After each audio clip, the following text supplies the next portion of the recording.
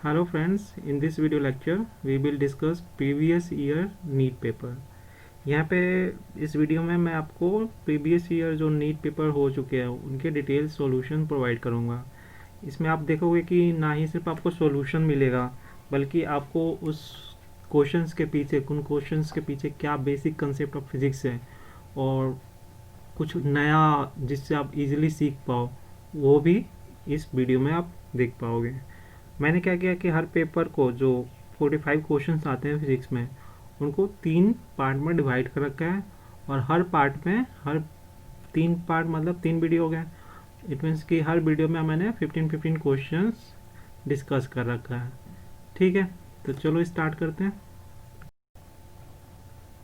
तो ये हमारा वीडियो पेपर है 2019 में आ चुका है और पेपर कोड P1 जैसे यहाँ पे मेंशन है। ठीक है, तो अब देखते हैं इसके क्वेश्चंस क्या क्या थे इसमें।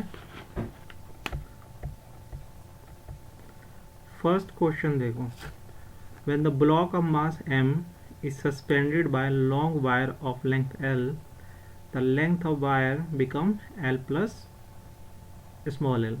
The elastic potential energy stored in the extended wire is। ठीक है, तो क्वेश्चन में देखो क्या पूछ रहा है कि हमारे पास एक ब्लॉक है, उसको हमने क्या किया है कि एक वायर के साथ हैंग कर रखा है। ठीक, ब्लॉक का मास जो है m है। अब इससे होता क्या है, इसके वेट की वजह से वायर जो है वो एक्सटेंड हो जाता है।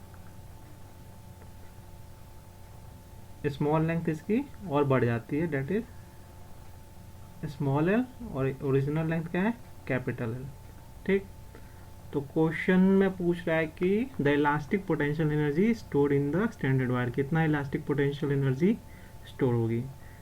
तो सिंपल चीज़ है कि जब हम इसमें ब्लॉक एम इसमें हैंग कर रखा है तो इससे क्या हुआ, इस पर स्ट्रेस आएगा इस वायर में, और इस स्ट्रेस की वजह से इसमें कुछ potential energy elastic potential energy store होगी। तो उसका फॉर्मूला हमें याद है, तो फॉर्मूला क्या होता है इलास्टिक पोटेंशियल एनर्जी स्टोर्ड का, that is half young modulus area divided by original length into change in length का स्क्वायर। ठीक है, ये फॉर्मूला होता है। तो यहाँ से हमारे पास, मैं यहाँ लिख दे रहा हूँ, फॉर्मूला आ गया वाई ए, ओरिजिनल लेंथ एल था और change in length small length है एल है, तो एल स्क्वायर हो गया। ठीक है, अब वो मुझे देखो इस फॉर्मूले में इन टर्म में कोई नहीं, कहीं भी ऑप्शन नहीं गिवन है, तो मैं क्या करता हूँ यंग मॉडुलस को चेंज करता हूँ। यंग मॉडुलस का फॉर्मूला याद है, that is stress by strain. तो स्ट्रेस मतलब क्या, फोर्स बाय एरिया, तो फोर्स बाय एरिया इसको लिख लेते हैं। ये स्ट्रेस हो गया, बाय स्ट्रेन मतलब डेल्टा एल बाय एल, इसको फर्दर लिख सकते हैं। अब देखो फोर्स मतलब वायर में ये स्ट्रेस कहाँ से पैदा हो रहा है, इस ब्लॉक की वजह से, तो इट मीन्स कि फोर्स की जगह ब्लॉक का क्या आएगा, मास आएगा, तो that is mg divided by area, cross section area of wire. Original length क्या है l, चेंज इन लेंथ कितना हुआ स्मॉल l। अब इसको मैं यहाँ पुट कर दूँ फर्स्ट इक्वेशन में, तो half mg by a two l by small l into L square. अब इसको सॉल्व करेंगे। ठीक है, तो यहाँ देखो एक चीज़ रह गया हमारा, जो ई में Y into A B multiply हो रहा है, तो ए बी मल्टीप्लाई होगा यहाँ पे। तो अब इसको सॉल्व करेंगे तो क्या आएगा, हाफ एम जी, ए से ए कैंसिल, एंड हमारा स्मॉल एल भी कैंसिल हो जाएगा, ठीक है, और एक कैपिटल एल भी तो यहाँ पे नीचे है तो वो भी लिखना होगा। ये तो हो गया हमारा पूरा वाई, ठीक। तो एल भी कैंसिल हो जाएगा, बच जाएगा स्मॉल एल। तो फाइनल आंसर आ जाएगा half M G small L. तो इसमें कौन सा ऑप्शन होगा, देखो ऑप्शन थर्ड, ठीक है। नेक्स्ट क्वेश्चन पे चलते हैं। नेक्स्ट क्वेश्चन बोल रहा है mass M is attach to a thin wire and wheel in vertical circle. The wire is most likely to break when option 1 mass is at highest point, second the wire is horizontal, third the mass is at lowest point, fourth inclined at an angle 60 degree from vertical. ठीक है, question समझ आ गया। चलो solution देखते हैं। Question बोल रहा है कि जब हमने एक वायर में किसी मास को हैंग करके उसको वर्टिकल मोशन दे रहे हैं, वर्टिकल प्लेन में सर्कुलर मोशन दे रहे हैं, तो कहाँ पे उसका मैक्सिमम चांस है कि जहाँ पे वो क्या होगा, मोस्ट लाइकली टू ब्रेक, टूट जाएगा। तो टूटने का मतलब क्या है, कब टूटना चाहिए, जब इस वायर में इस वायर में स्ट्रेस क्या हो, मैक्सिमम हो, तभी टूटेगा। इट मीन्स कि टेंशन जब ज़्यादा होगी तो टूटने का चांस ज़्यादा हो जाएगा, ठीक। तो हम क्या करते हैं, पॉइंट ले रहे हैं, एक नीचे का पॉइंट ले रहा हूँ सर्कुलर मोशन के लिए, एक टॉप मोस्ट पॉइंट ले रहा हूँ जब वो सर्कुलर मोशन में जा रहा है, ठीक है। अब यहाँ पे देखो M G F B D बनाते हैं, एम जी नीचे, टेंशन ऊपर, तो टोटल सेंट्रीपिटल फोर्स जो होगा एम बी स्क्वायर, अगर वी इज द वेलोसिटी है इसका, डिवाइडेड बाय, और आर ले रहे हैं रेडियस को, तो रेडियस इक्वल टू क्या हुआ, that is T minus M G. तो यहाँ से टेंशन की वैल्यू क्या आएगी, M B square by R plus M G. First मान ले रहे हैं, ये कब है, बॉटम पे, मान लो इसको पॉइंट ए दे रहा है, इसको पॉइंट बी दे रहा हूँ। तो अब एक पॉइंट 1 पे था, अब पॉइंट बी पे जाते हैं, पॉइंट बी पे एम जी नीचे, टेंशन भी नीचे लगेगा, ठीक। तो इट मीन्स क्या हुआ कि अगर ये सेंट्रीपिटल, यहाँ पे अगर मैं इक्वेशन लिखता हूँ तो क्या होगा, टेंशन प्लस एम जी मिल के क्या करेंगे, M B square by R, centripetal force provide कर सकते हैं, ठीक। तो टेंशन की वैल्यू यहाँ क्या होगी, M B square by R minus M G. तो अब देखो ये था हमारा बी पॉइंट पे टेंशन और ये था ए पॉइंट पे, तो किस केस में मैक्सिमम टेंशन होगा, मैक्सिमम टेंशन कब होगा, जब वो बॉटम पे, इट मीन्स कि जैसे जैसे ऊपर जा रहा है वो उसकी टेंशन क्या होगी, कम होती जाएगी, ठीक। तो जब टेंशन कम होती जाएगी तो कहाँ पे चांस है कि वो ज़्यादा ब्रेक होगा, ऊपर चांस तो कम ही हुआ, तो इट मीन्स कि लोएस्ट पॉइंट होगा वहाँ पे वो ब्रेक होने का चांस उसका सबसे ज़्यादा है। तो कौन सा ऑप्शन हुआ, थर्ड वाला, ठीक है।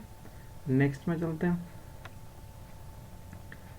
नेक्स्ट क्वेश्चन है कि ionised hydrogen atom and alpha particle with same momenta enter perpendicular to a constant magnetic field B. The ratio of their radii of their path RH by RA will be, ठीक है। Question में बोल रहा है कि जो next question में देखो क्या बोला उसने कि अल्फा पार्टिकल है और एक हाइड्रोजन, आयोनाइज्ड हाइड्रोजन है, जो एक मैग्नेटिक फील्ड में एंटर परपेंडिकुलर करते हैं, तो वो क्या होगा, सर्कल में जाएंगे, तो सर्कुलर मोशन करेंगे तो उनका रेडियस का रेशियो क्या होगा दोनों के लिए, ठीक। तो देखते हैं इसको। अब जब वो सर्कल में जाएगा तो सर्कुलर मोशन करेगा कोई भी ऑब्जेक्ट, तो उसको सेंट्रीपिटल फोर्स चाहिए। तो यहाँ पे फोर्स कैसे मिलेगा, वो आएगा force on moving charge, that is Q V B. Angle 90 है तो वो हो जाएगा हमारा साइन 91 हो जाएगा, उसको मैं एलिमिनेट कर चुका हूँ। ठीक, अब क्वेश्चन में ऑप्शन दिया हमारा, हमारे पास एक तो आयोनाइज हाइड्रोजन है, दूसरा अल्फा पार्टिकल है। ठीक है, तो आयोनाइज हाइड्रोजन का मान लो मास m और चार्ज कितना हो गया प्लस e। अल्फा पार्टिकल पे कितना होगा, मास 4m होता है और चार्ज होगा प्लस 2e। ठीक, ओके ओके। तो अब इस फॉर्मूले को मैं मोमेंटम के टर्म में चेंज कर देता हूँ, क्योंकि उसने बोल रखा है कि मोमेंटम दे रखा है हमारा। तो अगर एम भी कैंसिल होगा तो क्या आएगा, v कैंसिल हो गया एक, तो M V by Q by B R. ठीक, एम बी को मोमेंटम लिख सकते हैं, क्यू बी इंटू आर। अब आ जाते हैं क्वेश्चन में, ये आ गया फॉर्मूला हमारा, इस फॉर्मूले को यूज करना है। हाइड्रोजन के लिए लिखता हूँ मैं आर एच, तो मोमेंटम सेम है, चार्ज ऑन हाइड्रोजन क्या है, ई था, और मैग्नेटिक फील्ड दोनों के लिए सेम है। अल्फा पार्टिकल के लिए मोमेंटम चार्ज कितना है, 2e b, दोनों का रेशियो निकालना है, तो R H by R alpha जो होगा हमारा, यहाँ से कैंसिल हो जाएगा और ये आ जाएगा 2/1। ठीक, तो ऑप्शन में देखते हैं अब क्या है, ऑप्शन में 2/1 क्या है, फर्स्ट ऑप्शन। क्लियर है, ओके। नेक्स्ट में चलते हैं। A body of mass m moving with speed u collide with another body of mass b of another body b of mass 2m at rest। ठीक है, the collision is head on and elastic in the nature। after collision the fraction of energy lost by colliding body is। ठीक है, कितना energy lost हुआ वो हमें निकालना है। पहले हम फिगर से समझते हैं क्वेश्चन में क्या बोल रहा है। क्वेश्चन में बोला है कि दो बॉडी है ए एंड बी, एक का मास है 4m moving with u velocity, this is 2m zero velocity, head on collision होता है एंड ए बी, इसकी वेलोसिटी हो जाती है मान लेते हैं हम v1, दिस इज v2। ठीक, अब हम क्या लगा सकते हैं, कंजर्वेशन ऑफ मोमेंटम यूज कर सकते हैं पहले। तो कंजर्वेशन ऑफ मोमेंटम हम यूज करते हैं यूजिंग कंजर्वेशन ऑफ मोमेंटम।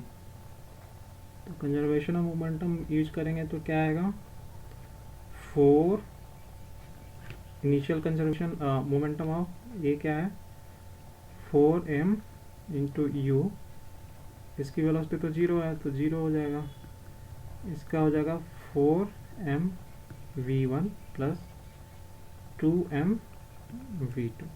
ठीक, इसको सॉल्व करेंगे तो इक्वेशन बन जाएगा हमारे पास 2u इक्वल टू 2v1 प्लस v2, फर्स्ट इक्वेशन। ठीक है, दूसरे उसने बोल रखा है, अब दूसरा इक्वेशन चाहिए हमें, उसने बोल रखा है इलास्टिक कोलिजन है, तो इलास्टिक कोलिजन मतलब कि ई की वैल्यू 1 आ गई, और ई किसके इक्वल होता है, माइनस ई इक्वल टू होता है velocity of separation by velocity of approach. तो वेलोसिटी ऑफ सेपरेशन मतलब फाइनल वेलोसिटी का डिफरेंस, अप्रोच मतलब इनिशियल वेलोसिटी का डिफरेंस। तो इनिशियली तो सेकेंड वाला जीरो पे था और ये मूव करा था यू से, तो इक्वेशन क्या बन गया, v2 minus v1 equal to you. ये हमने सॉल्व कर लिया, दो इक्वेशन आ गए, दोनों को सॉल्व करेंगे तो सॉल्व करने के बाद आएगा हमारे पास क्या आएगा, और माइनस कर देंगे दोनों को तो ये आ जाएगा 3v1 equal to U, that implies v1 equal to U by 3। ठीक, और V2 यहाँ से क्या आ जाएगा, V2 आ जाएगा हमारा, V2 फाइंड कर लेंगे, इसी सेकेंड इक्वेशन से कर लेते हैं। तो V2 आ गया, कितना आ जाएगा ये 4 ऐड होगा उधर जाके, तो 4u/3। ठीक। अब क्वेश्चन में पूछा क्या था उसने, क्वेश्चन में पूछा था after the collision fraction of energy lost by the colliding body A के बारे में पूछा है, कितना एनर्जी उसका लॉस्ट हुआ, वो भी फ्रैक्शन निकालना है। ठीक है, देखते हैं। तो इनिशियल एनर्जी ऑफ ए क्या था, इनिशियल एनर्जी ऑफ ए, तो ये इनिशियल है, तो हाफ, वेट कितना है, मास कितना है 4m, वेलोसिटी कितनी है u²। फाइनल एनर्जी कितनी है ऑफ ए, v1 से 2 4m u²/3। दोनों का डिफरेंस क्या आएगा, दोनों का डिफरेंस आ जाएगा हमारे पास कितना, ये देखो 2m, ये भी 2, तो ये बन जाएगा 2 क्या कॉमन आ गया mu², तो 2/3। ठीक, डिव ओके, तो इसको सॉल्व कर लेते हैं। तो सॉल्व करने के बाद ये आ जाएगा हमारे पास 4m u²/3। ओके, एक चीज़ शायद रह गया है हमारा, देखते हैं एक बार। ओके, दिस वन करेक्ट था, फाइनल वेलोसिटी जो आया u/3 आया है, तो u/3 का मतलब ये 9 होगा ना, स्क्वायर करेंगे तो इसको। ठीक, तो 9 हो गया, तो ये आ जाएगा 2 कॉमन 2m जाएगा, u² गया तो 9 नीचे, तो यहाँ जाएगा 8/9 आएगा ये। ठीक, तो ये 8/9 आ गया, तो इसको हटा देते हैं, 8/9 आ गया। अब फ्रैक्शन निकालना है, मतलब कि हमें वो इनिशियल एनर्जी ऑफ ए से डिवाइड करना पड़ेगा, तो इसको हमने डिवाइड कर दिया। इनिशियल एनर्जी ऑफ ए क्या था 2m², 2m u², कैंसिल, वहाँ से आएगा 8/9। ठीक, तो देखते हैं ऑप्शन, तो ऑप्शन में कौन सा है 8/9, ऑप्शन सेकेंड है, तो इसका आंसर क्या होगा, सेकेंड आ जाएगा। नेक्स्ट पे चलते हैं। इन a double slit experiment, when the light of wavelength इतना was used, the angular width of first minima formed on the screen placed 1 meter away was found to be 0.2 degree। ठीक है, what will be the angular width of first minima if the entire experimental apparatus is immersed in water। ठीक है, अब देखो हमारे पास fringe width का formula क्या आता है, λ/d। कैपिटल डी क्या होता है, separation between slits and screen. Small D होता है, that is separation between 2 slits. ठीक, तो एंगुलर विड्थ में क्या हो जाता है, दैट इज β/d, ये होता है एंगुलर विड्थ का फॉर्मूला। तो यहाँ से अगर सॉल्व करेंगे तो ये बन जाएगा d, ये है एयर में। अब जब इसको वाटर में मर्ज करेंगे तो ये क्या हो जाएगा, रिफ्रैक्टिव इंडेक्स ऑफ वाटर से डिवाइड हो जाएगा।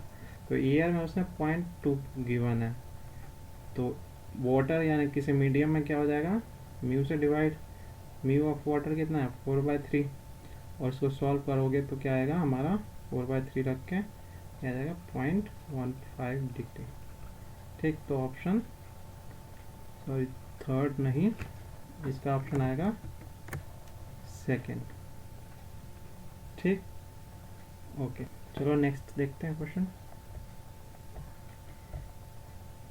इन which of the following device eddy current effect is not used, not use किस में नहीं यूज किया जाता, इंडक्शन फर्नेस में यूज होता है, इंडक्शन मतलब वही एडी करंट ही इंडक्शन की वजह से होता है। मैग्नेटिक ब्रेकिंग में भी यूज करता है, इलेक्ट्रोमैग्नेटिक में भी होता है, इलेक्ट्रिक हीटर में क्या होता है, उसमें नाइक्रोम वायर होता है, नाइक्रोम वायर में जब करंट फ्लो करता है तो वो हीटअप हो जाता है, इस वजह से हीटिंग का काम करता है। नाइक्रोम वायर जो होता है प्रॉपर्टी क्या होती है इसकी, हाई रेजिस्टेंस होता है नाइक्रोम वायर का, and stable at high temperature, यानी एक तो हाई रेजिस्टेंस, दूसरा स्टेबल एट हाई टेम्परेचर, ठीक है, सो डैट कि वो उतना हाई टेम्परेचर को सेफ पाएगा और मेल्ट नहीं होगा, वर्किंग करता रहेगा, ठीक है। तो ये इसमें नाइक्रोम वायर यूज किया जाता है, उसकी प्रॉपर्टी होती है हाई रेजिस्टेंस।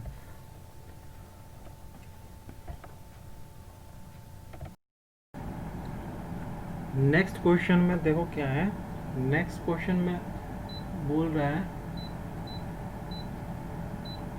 कि a soap bubble having radius of 1 mm is blown from a detergent solution having surface tension of this, ठीक है। the pressure inside bubble equals at a point g z naught below the free surface of water in the container taking g equal to 10, ठीक है। Density of water कितना है 10⁻³ the value of Z not find करना है। तो पहले तो question समझो क्या है। क्वेश्चन में बोल रहा है कि एक बबल, सोप बबल है जो एक डिटर्जेंट सॉल्यूशन से बनाया गया है जिसका सरफेस टेंशन गिवन है, ठीक। प्रेशर इनसाइड जो बबल जो है वो equal to Z not below the free surface of water, यानी एक सरफेस ऑफ वाटर से हम नीचे जेड नॉट जाते हैं, वहाँ पे जो प्रेशर होगा सेम प्रेशर इसके इनसाइड है, तो हमें जेड नॉट की वैल्यू आनी है। It means question indirect way में पहले हमें पता होना चाहिए कि सोप बबल के अंदर प्रेशर कैसे फाइंड किया जाता है, उसका फॉर्मूला क्या होता है। उस प्रेशर इनसाइड फाइंड करके हम इक्वेट करेंगे यहाँ पे क्या प्रेशर होगा उससे इक्वेट करेंगे, ठीक। तो चलो सॉल्व करते हैं इसको। अब प्रेशर इनसाइड सोप बबल का फॉर्मूला क्या होता है, सिंपल है, P inside minus P out जो होता है वो क्या होता है 4S/r। S क्या है, सरफेस टेंशन ऑफ लिक्विड जिससे बना है, and R is the radius. तो यहाँ पे हमें गिवन है 4 और सरफेस टेंशन है 2.5, देख लेते हैं एक बार और क्या है, 2.5 × 10⁻⁻², ठीक है। रेडियस कितना है, रेडियस 1 mm है, तो इसको कन्वर्ट करेंगे ऐसा यूनिट, सॉल्व करेंगे तो ये आ जाएगा कितना, ये आ जाएगा 10 और यहाँ से तो ये आ जाएगा 100, यानी P inside bubble minus P outside जो होगा वो 100 के इक्वल है। अब ये प्रेशर किसके इक्वल है, वाटर सरफेस से जेड नॉट नीचे जाओगे तो वहाँ जो प्रेशर होगा वो P आउट क्या था, P out is the pressure of atmosphere, P in हो गया P out, that is P ATM, यहाँ भी ATM होगा P ATM। अब सेम चीज़ अगर प्रेशर एट जेड नॉट मतलब ये वाला माइनस P ATM जो होगा वो क्या होगा H रो जी, ठीक। तो H मतलब कितना हाइट नीचे है Z naught K, rho is the density of water and G. अब दोनों को इक्वेट करो, दोनों को इक्वेट करते हैं तो आता है Z not rho G equal to 100। तो यहाँ से जेड नॉट क्या आएगा, यहाँ से जेड नॉट की वैल्यू आएगी 100 divided by rho is the density of water to 10। तो ये आ जाएगा कितना, ये आएगा अपना 1/100 मीटर, सेंटीमीटर में कन्वर्ट करेगा तो क्या आएगा 1 सेंटीमीटर, ठीक। तो अब देखते हैं ऑप्शन, ऑप्शन में थर्ड ऑप्शन में, ठीक है। नेक्स्ट क्वेश्चन देखते हैं, which colour of light has longest wavelength. सबसे सिंपलेस्ट क्वेश्चन है red, disk of radius of 2 meter and mass 4 kg rolls on a horizontal floor, ठीक है. its center of mass has speed इतना, how much work is needed to stop it. Clear है question. ये disc है, उसका centre of mass का speed VCM कितना है 20 सेंटीमीटर पर सेकेंड एंड मास गिवन है 100 kg और रेडियस है 2 मीटर. अब देखो पूछ रहा है कि कितना वर्क डन करना पड़ेगा इसको रोकने के लिए. जब ये रोल्स कर रहा है, रोल मतलब क्या है, प्योर रोलिंग. रोल मतलब प्योर रोलिंग होता है, ये रहा रोल, ठीक है. तो प्योर रोलिंग कर रहा है, इट मीन्स कि VCM भी है एंड ओमेगा भी है और विदाउट विदाउट स्लिपिंग हो रही है. तो इट मीन्स कि इसके पास दो एनर्जी होगी. एक तो इसका VCM की वजह से एनर्जी आएगा, ठीक है, लीनियर काइनेटिक एनर्जी. दूसरा एंगुलर काइनेटिक एनर्जी. तो इन दोनों को अगर उसको रोकना है तो इट मीन्स कि इन दोनों एनर्जी को स्टॉप करना पड़ेगा. इट मीन्स कि वर्क डन कितना करना पड़ेगा, इन दोनों के सम के इक्वल करना पड़ेगा, ठीक. तो इन दोनों का सम निकालेंगे. तो kinetic energy, linear kinetic energy तो सिंपल है 1/2 mv². m इज 100 और v को कन्वर्ट करना पड़ेगा हमें. इसको पहले लिख लेता हूँ, उसके बाद सॉल्व करेंगे डायरेक्ट. 1/2 mv/cm², ठीक. ये ट्रांजिशनल एनर्जी हो गई, लीनियर बोल लो. दूसरा रोटेशनल एनर्जी में half I omega square. I disc का ICM होता है, इसको लिख देता हूँ ICM ओमेगा स्क्वायर. तो ICM डिस्क का कितना होगा, ICM डिस्क का कितना होगा mr²/2, ठीक. ओमेगा है, प्योर रोलिंग है, तो ओमेगा किसके इक्वल होगा V/r के. और स्क्वायर करेंगे, सॉल्व करेंगे तो ये आ जाएगा 1/4 mv/cm². तो हमारे पास लीनियर आ गया, रोटेशनल आ गया, दोनों को ऐड कर देंगे. लीनियर कितना है, लीनियर है हाफ mv/cm². रोटेशनल है 1/4 mv/cm², ठीक है. दोनों को ऐड करोगे तो दोनों का एडिशन क्या आएगा 4 और ये आ जाएगा 3 mv/cm². ये आ गया टोटल एनर्जी उसके पास है और इसके इक्वल ही हमें वर्क डन करना पड़ेगा उसको स्टॉप करने के लिए. तो उसको वैल्यू पुट कर देते हैं. That is 3/4. मास है 100 kg. वेलोसिटी है 20 को चेंज कर दिया मीटर में, सेंटीमीटर उसका. तो ये जगह 52543, यानी आंसर क्या गया 3 जूल. तो इतना वर्क उसके पास एनर्जी है और उसको स्टॉप करने के लिए हमें इतना ही वर्क डन करना पड़ेगा. तो ऑप्शन में देखते हैं क्या है, दैट इज ऑप्शन ए, ठीक. नेक्स्ट क्वेश्चन देखते हैं. ये क्वेश्चन है हमारा सिंपल हार्मोनिक वेव मोशन से. Displacement of particle executing simple harmonic motion is given by this, ठीक है. इक्वेशन गिवन है, then the amplitude of oscillation is given by. Okay, देखते हैं. सिंपल हार्मोनिक मोशन कर रहा है, लेकिन एक चीज़ उसने देखो कंफ्यूज करने के लिए दे रखा है. उसने इक्वेशन क्या लिखा है, इक्वेशन में उसने लिखा है A0 plus A sine omega T plus cos B cos omega T. अब देखो ये A0 इसका तो तुम निकाल लोगे, दो अलग अलग फेज में है तो फेज डिफरेंस निकाल के रिजल्टेंट का फॉर्मूला लगा सकते हो. दैट इज A² वाला A1² प्लस A2², ठीक है. और आगे जो होता है हमारे पास 2A cos डेल्टा फाई यानी फेज डिफरेंस, वहाँ से निकाल सकते हो.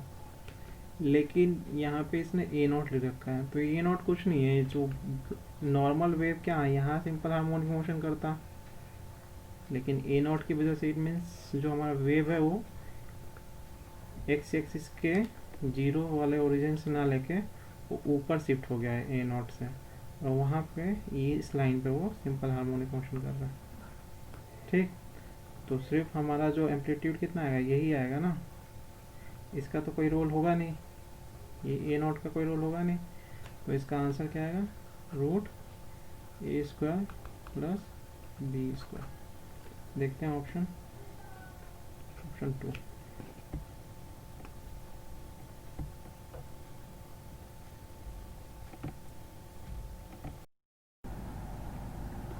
नेक्स्ट क्वेश्चन देखते हैं क्या है। नेक्स्ट क्वेश्चन है हमारा 11th क्वेश्चन। क्या है, two similar equiconvex lenses of focal length F each are kept coaxially in contact with each other. ठीक है, such that the focal length of combination is f1। मतलब कि दो convex lens है जो contact में रखे हुए हैं एंड देयर जो कंबाइन फोकल लेंथ है वो f1 है। When the space between the two lenses is filled with glycerine which has same refractive index 1.5 as glass, then the equivalent length focal length becomes f2, यानी focal length is f2 हो जाता है final में। तो f1 by f2 का ratio find करना है। तो यहाँ देखो, यहाँ हमने सेकेंड में ग्लिसरीन भर दिया इन फिल स्पेस में, तो इसमें f2 हो जा रहा है इसका कंबाइन फोकल लेंथ। इनिशियली में क्या था, f1। अब देखते हैं, तो f1 बोल रहा है ना वो, f1 वाले के लिए हम क्या करेंगे, लेंस का कॉम्बिनेशन का फॉर्मूला यूज करो इसमें।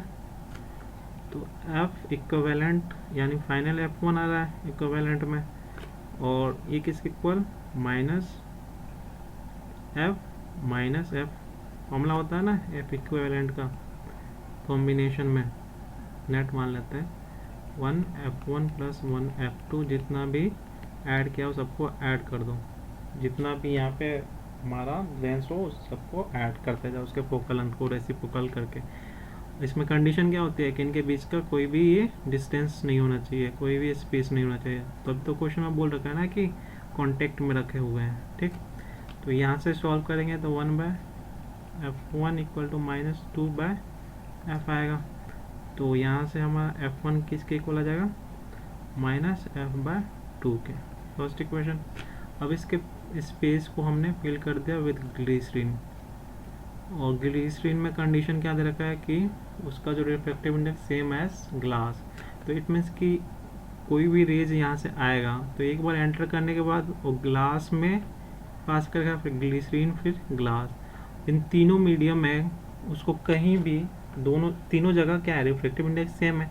इट मीन्स कि रेज को क्या लगेगा कि वो एक ही मीडियम से पास कर रहा है। ठीक है, इट मीन्स कि ये पूरा कॉम्बिनेशन सिर्फ एक लेंस की तरह काम करेगा, और सिंस इसका डायमेंशन इतना बड़ा नहीं है तो ये इसका फोकल लेंथ वही रहेगा जो ओरिजिनली था। इट मीन्स कि इसका फोकल लेंथ क्या आएगा, f ही रहेगा। ठीक है, यानी f2 क्या हो गया, वो भी -f है, कॉन्वेक्स लेंस हो गया, वो -f हो गया। ठीक, दोनों का रेशियो निकालने को बोल रहा है, तो f1/f2 जो होगा दैट इज इक्वल टू 1/2। ठीक, तो ये आ जाएगा हमारा आंसर। देखते हैं ऑप्शन कौन सा, सेकेंड ऑप्शन में आएगा। नेक्स्ट क्वेश्चन करते हैं। Increase in temperature of gas fill in a container would lead to, increase in mass temperature से कोई रिलेशन नहीं है। काइनेटिक एनर्जी, ठीक है। Decrease in its pressure, decrease थोड़ी होगा, बढ़ेगा। डिक्रीज इन इंटरमॉलिक्यूलर डिस्टेंस, गलत है, बढ़ेंगे। जब काइनेटिक एनर्जी बढ़ रही है वेलोसिटी बढ़ रहा है, वेलोसिटी बढ़ रहा है तो दूर जाएंगे, तो ये भी गलत हो गया। तो आंसर कौन सा है, सेकेंड। ठीक है, नेक्स्ट क्वेश्चन है electron. An electron is accelerated through a potential difference of 10,000 volt. D Broglie wavelength is बताना है नियरली। तो simple formula, direct formula use करो, 12.27 डिवाइडेड बाय वेलोसिटी नहीं है, ये पोटेंशियल है, कितना पोटेंशियल डिफरेंस। तो इसको पुट करोगे तो आंसर आ जाएगा अपना कौन सा, इसका आंसर आ जाएगा सेकेंड। 14th क्वेश्चन है, बोल रहा है copper rod of 88 centimetre and aluminium rod of unknown length have their increase in length independent of increasing temperature. The length of aluminum rod is, और बाकी डिटेल गिवन है। ठीक है, क्वेश्चन देखो, क्वेश्चन समझना पहले इसको समझने में बहुत डिफिकल्टी लगेगी, पूछ क्या रहे हो। तो एक कॉपर रॉड है हमारे पास, उसका लेंथ गिवन है, एक एल्युमिनियम रॉड है उसका लेंथ नहीं गिवन है, इनका कोफिशिएंट ऑफ लीनियर एक्सपेंशन दोनों का गिवन है। ठीक, अब बोल रहा है कि इसका क्या लेंथ लिया जाए सो डैट कि टेम्परेचर दोनों, क्या बोला देखो, there increase in length independent of increase of temperature, यानी कितना भी टेम्परेचर बढ़ाते जाओ दोनों का लेंथ इक्वली बढ़ेगा, उसका टेम्परेचर से कोई रिलेशन नहीं होगा। तो इट मीन्स कि दोनों का जो चेंज इन लेंथ होना चाहिए वो सेम होना चाहिए, है ना। तो चेंज इन लेंथ का फॉर्मूला क्या होता है, original length coefficient delta T. ठीक, तो ये दोनों का इक्वेट कर देंगे हम। तो दोनों के लिए इक्वेट करेंगे तो देखते हैं original length of copper rod कितना है 88 सेंटीमीटर, और कॉपर का अल्फा कितना है 1.7 माइनस 5, और टेम्परेचर तो इक्वल करना है तो कैंसिल हो जाएगा दोनों साइड, और ये इक्वल होगा किसके, length of aluminium into alpha of aluminium, that is 2.2 into 10⁻⁻5। इसको सॉल्व करेंगे तो आंसर आएगा L इक्वल टू कितना आएगा हमारा आंसर, दैट इज 68 सेंटीमीटर। तो ये आ जाएगा हमारा ऑप्शन 4। ठीक, नेक्स्ट क्वेश्चन समझते हैं। Pick the wrong answer in the context with the rainbow. When the light rays undergoes two internal reflection in the water drop, a secondary rainbow is formed. इसमें हमें wrong answer बताना है कौन सा है। ठीक है, the order of color is reversed in the secondary rainbow. Okay, that an observer can see rainbow when his front is toward the sun. Okay, तो ये गलत है, और बाकी rainbow is combined effect of dispersion refraction and reflection, ये सही है। तो बस एक ही गलत है इसमें, और वो कौन सा है, थर्ड वाला है। ठीक है, नेक्स्ट वीडियो में हम बाकी जो क्वेश्चंस हैं 30 क्वेश्चन, उसके 2 पार्ट में करेंगे, नेक्स्ट 15, उसके बाद एक और करूँगा बनाऊँगा उसका नेक्स्ट 15 में। ठीक है, अगर इसमें कोई डाउट हो तो आप मुझसे कमेंट कर सकते हैं और पूछ सकते हैं, और अगर अच्छा आपको लगे ये वीडियो और समझ में आ रहा हो तो please like and subscribe this channel. Okay, thank you.